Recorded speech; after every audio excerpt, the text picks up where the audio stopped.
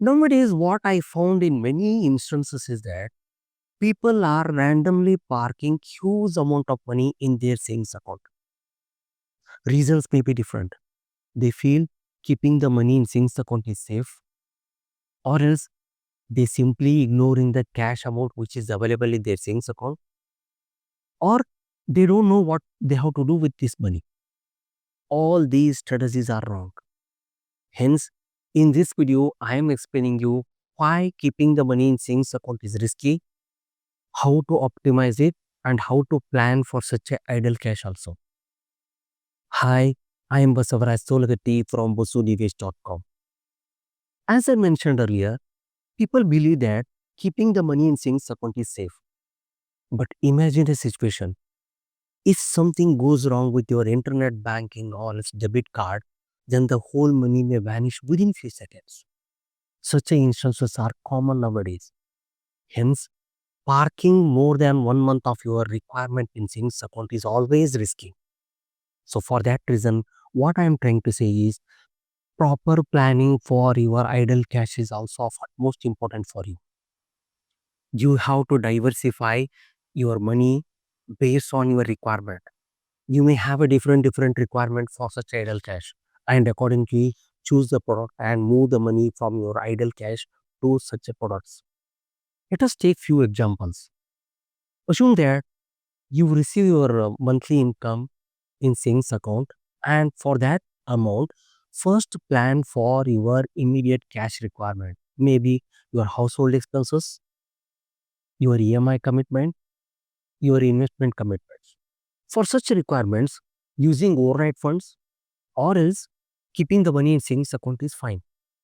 But beyond that, if your requirement is more than this and you are still keeping the idle cash in savings account, means obviously it is risky.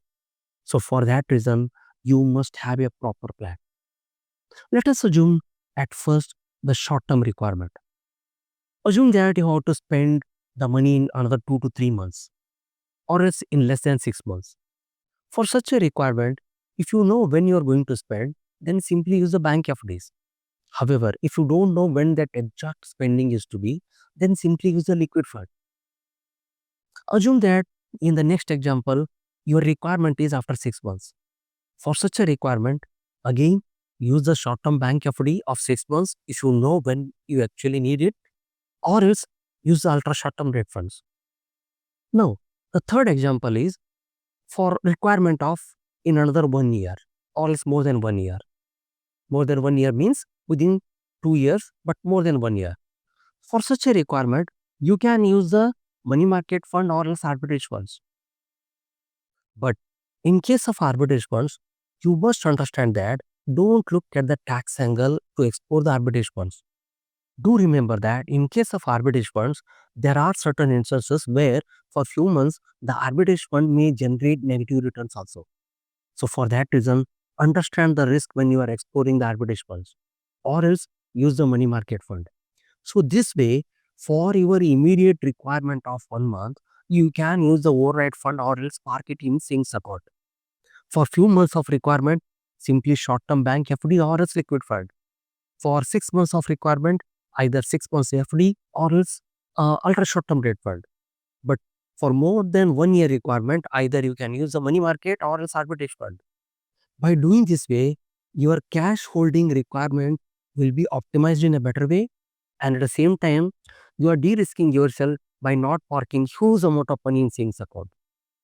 So, what I am trying to highlight with this video is that don't keep more than 1 month of your monthly expenses in savings account. Beyond that one, whatever the cash is available, you have to plan it well in advance and accordingly deploy that amount in a particular product. I think in a simple way, I have provided the strategies with which you can optimize your idle cash and also de-risk yourself. Thank you for watching this video.